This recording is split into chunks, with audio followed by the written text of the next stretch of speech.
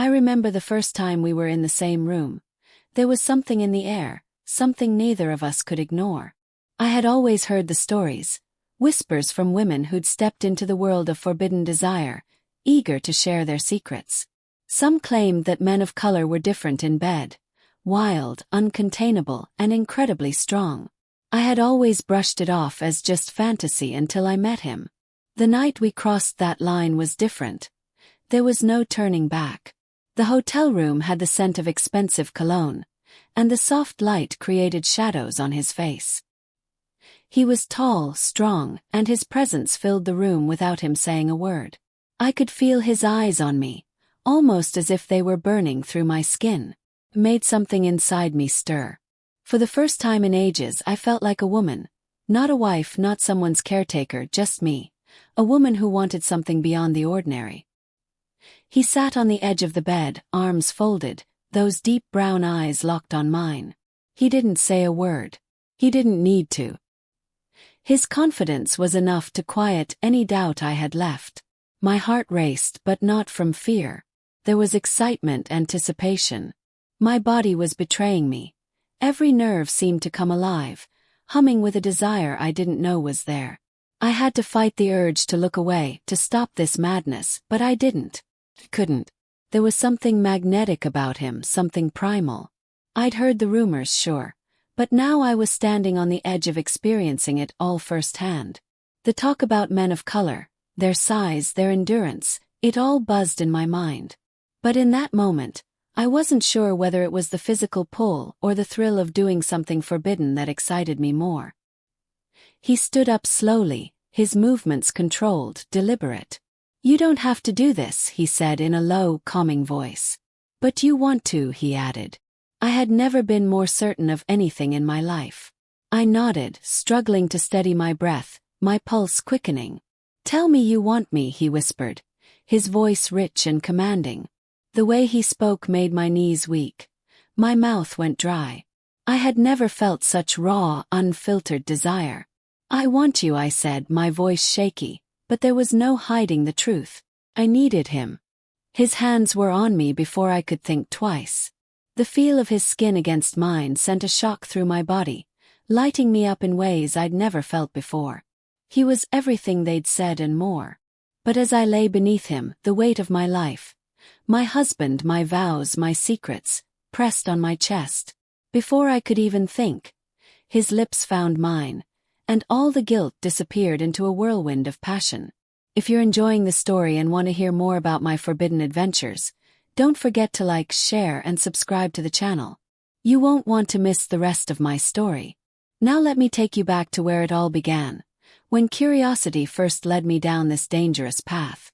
I never planned for this. I never thought I'd be the kind of woman who would risk everything for a taste of something forbidden. But that was before. The whispers started before I met him, before the idea of a man who could make me feel more alive than I had in years even crossed my mind.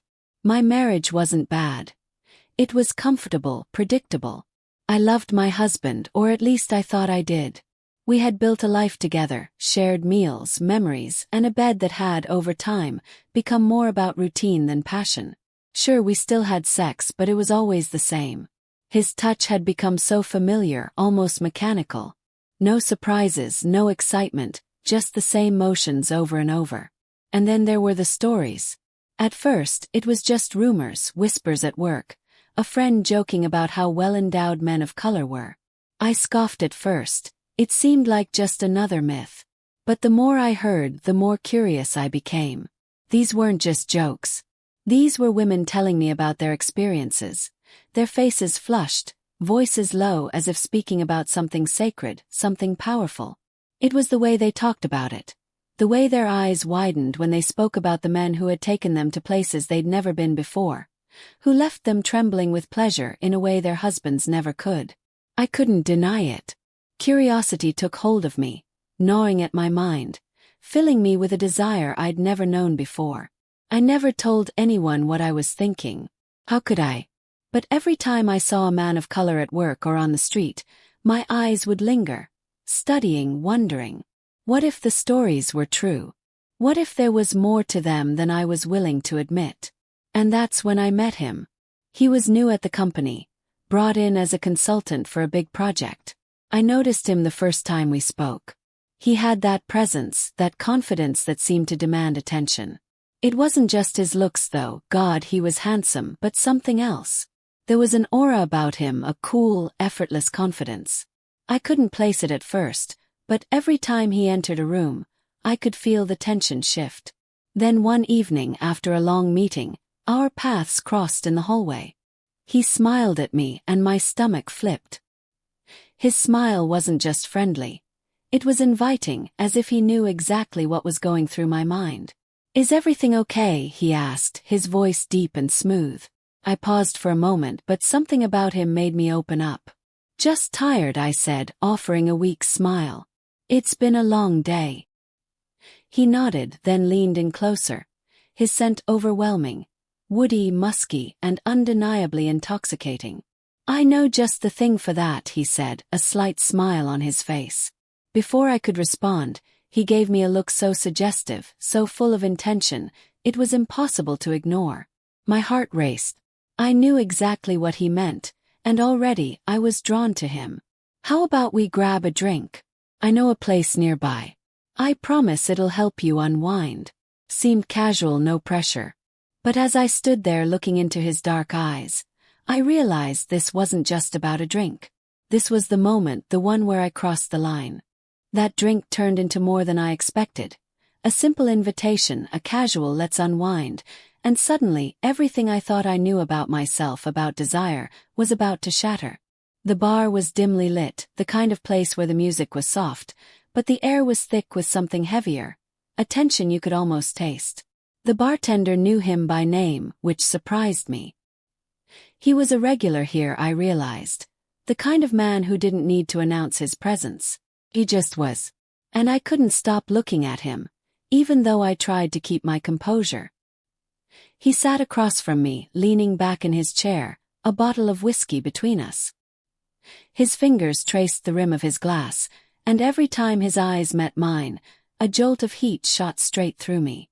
It was as if he knew exactly what he was doing, each glance, every small movement designed to pull me in even further.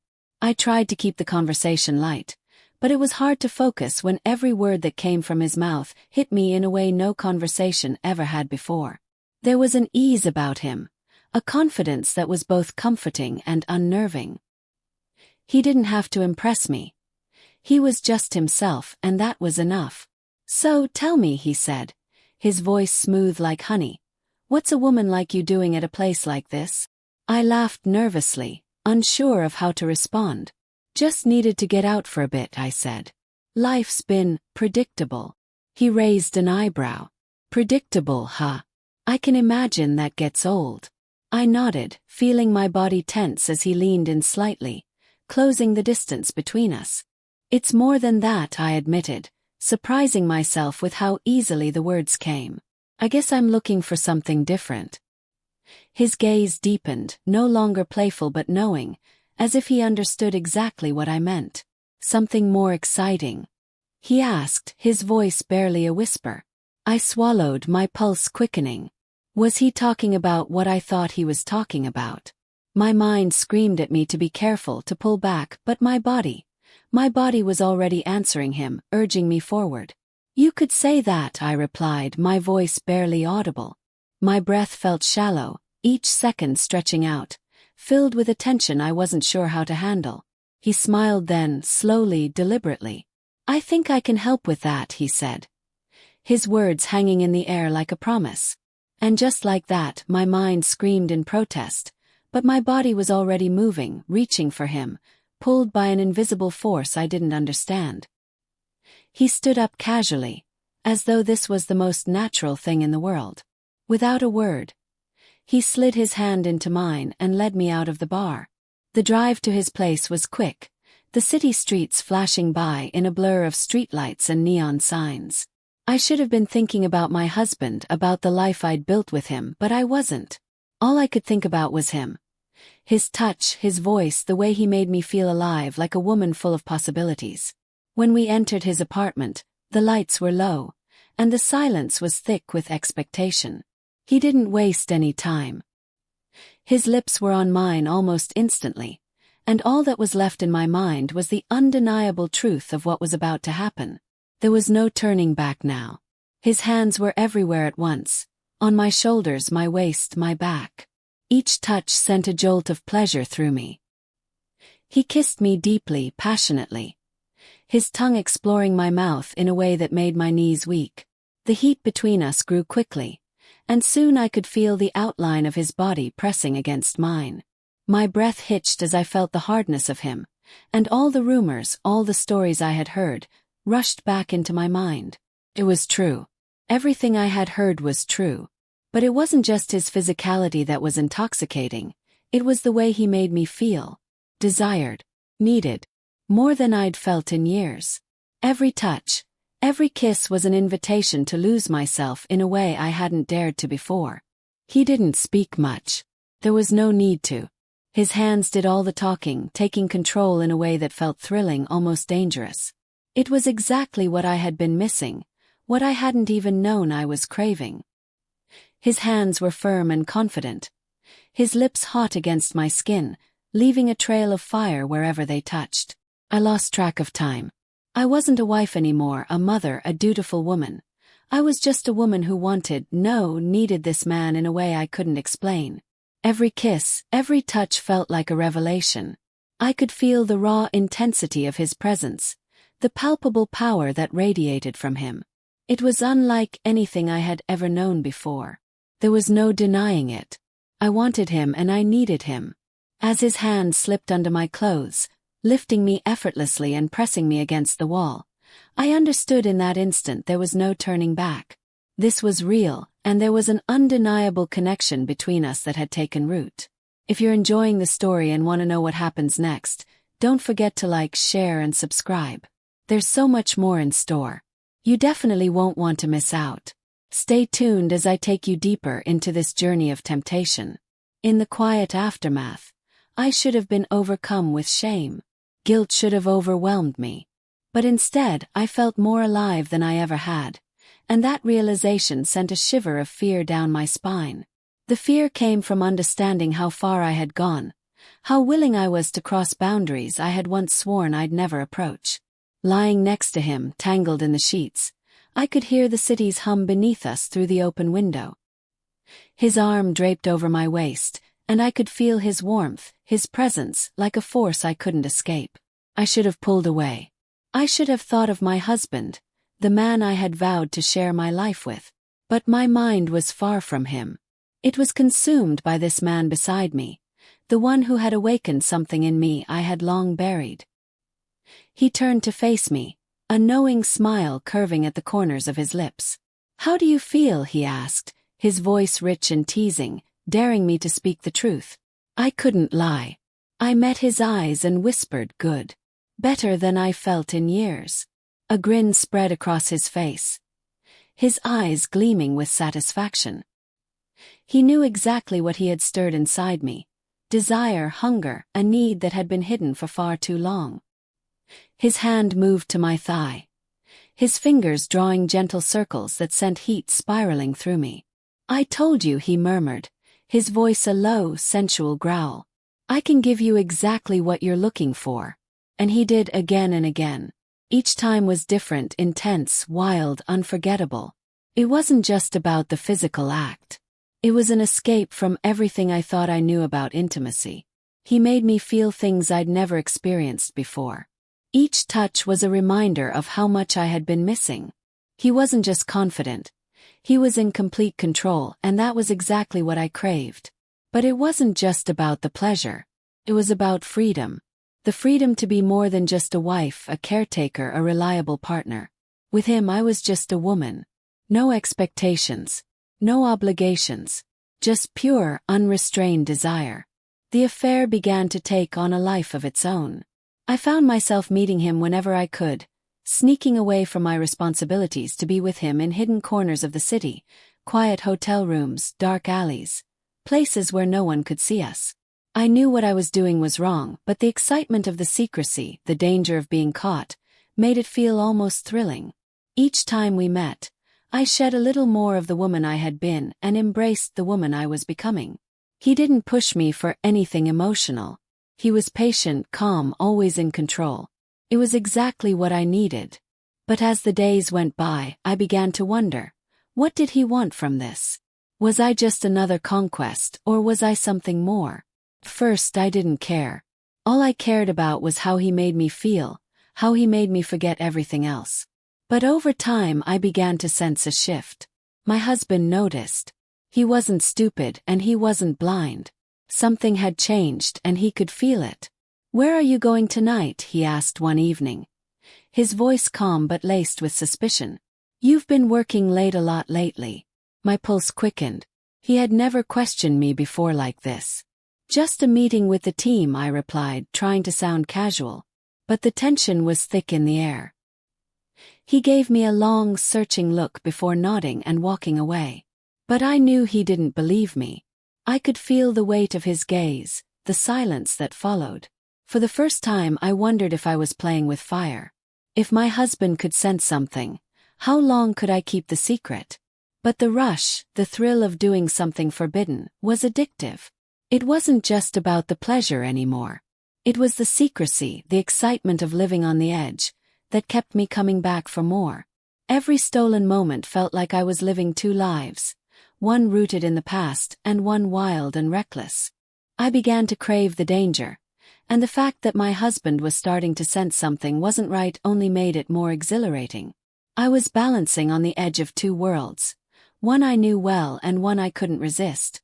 Every time we met, it felt like a dangerous game, one where every touch, every look, every whispered word only intensified the connection. He didn't need to say much. His body spoke for him, and his confidence made me forget everything else. We met in places where no one would recognize us. Dimly lit bars, private hotel rooms, quiet parks after dark. Each time felt like it could be the last, and that thought only fueled the intensity. I didn't just want him anymore. I needed him. The way his hands touched my body, how he made me feel wanted, powerful, it was something I had never felt with my husband. He would pull me close, his breath warm against my ear, his lips kissing my neck, and for those brief moments, everything else faded. I wasn't a wife, I wasn't a mother. I was just a woman, his woman. And I started thinking about my husband, the man who had never been able to give me what the stranger could. He was kind, reliable, and good. Was that enough anymore? The line between right and wrong became hard to see. The affair didn't just stir up lust in me. It brought out a part of me I had either forgotten or never knew was there. The wildness, the freedom, the pure power of feeling wanted like this. One night, after a particularly passionate meeting in a quiet hotel room, I lay in his arms, my heart still pounding from the pleasure he had given me. He was different from the men I had known before, not just in how he looked but in how he made me feel. He didn't try to cover things up with fake tenderness. He wasn't pretending. He was real, and I couldn't get enough of him. "You like that, don't you?" he asked, his voice low and rich, like a promise he would never break. I nodded, breathless. "I do." He smiled, his lips brushing my forehead. "You don't have to pretend with me.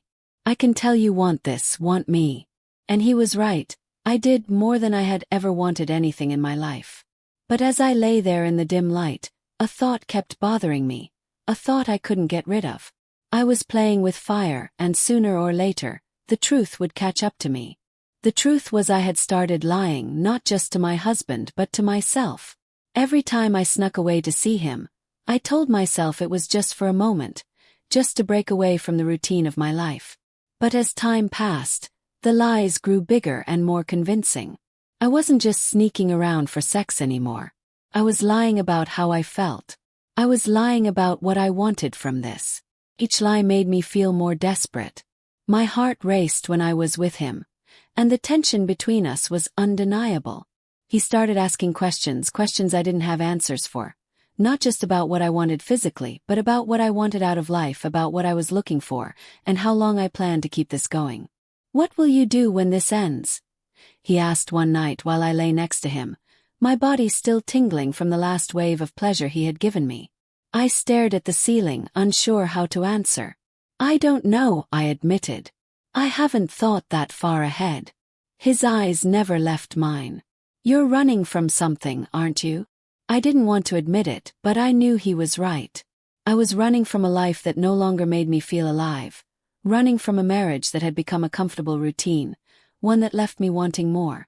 And when I was with him, I felt like I was finally living again. The weight of being a wife, a mother, a dutiful partner. None of that mattered when I was with him. But I didn't want to talk about that, not yet. I don't know, I said again, my voice softer. I just want to be here with you. His expression softened, and for a brief moment, there was tenderness in his eyes. But then it vanished, replaced by the intense look I had come to crave. Maybe that's enough for now, he said, and kissed me again, pulling me back into the tangled sheets. But even as I lost myself in him, in us, a part of me couldn't help but wonder. How much longer could I keep the secret? How long would the lies hold up before everything fell apart? One night, I came home late after another heated encounter with him, my heart still racing, my body still buzzing with memories of what had just happened. As I walked in the door, my husband was sitting in the living room, waiting for me. His face was unreadable, but there was something in his eyes. Maybe suspicion, or maybe just concern. You've been working late a lot lately, he said quietly. His voice calm but firm. I froze, my pulse quickening. He wasn't asking, he was telling me. For the first time, I felt the weight of my double life pressing down on me. The silence in the room was suffocating.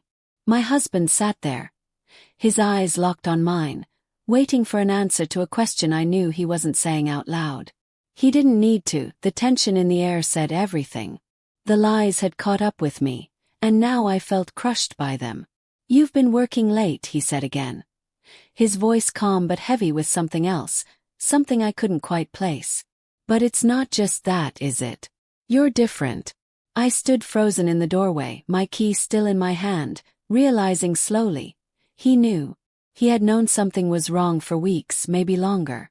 The late nights, the distant look in my eyes when I came home, the way I no longer cared about the little things we used to share. He had been watching, waiting, hoping it wasn't true. But now the truth was clear. My mind raced.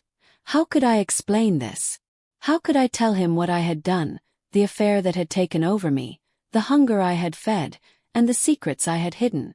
The man I had promised to love didn't deserve this.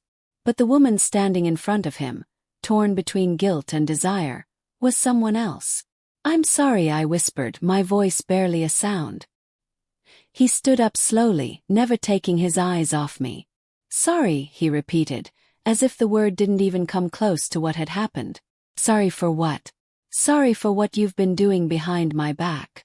I flinched at his words, but I couldn't argue. He was right. I had betrayed him. I had crossed a line I hadn't even seen until it was too late. I don't know what to say, I said, my throat tight with emotion. I didn't mean for it to happen. It just did. He took a step toward me, his face showing a mix of pain and confusion. You didn't mean for it to happen.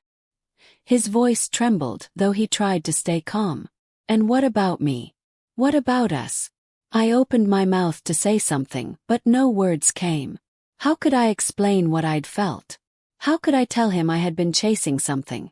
A wild, forbidden thrill that left me empty when it was over, even though I'd wanted it so badly. Is it him, he asked, his voice cracking. Is it the guy you've been seeing? I couldn't lie anymore. I couldn't keep denying it. I nodded, feeling my chest tighten with the weight of it all. Do you love him? His voice was soft, but the question hit harder than anything else he had said. I don't know, I replied, my eyes filling with tears. I don't.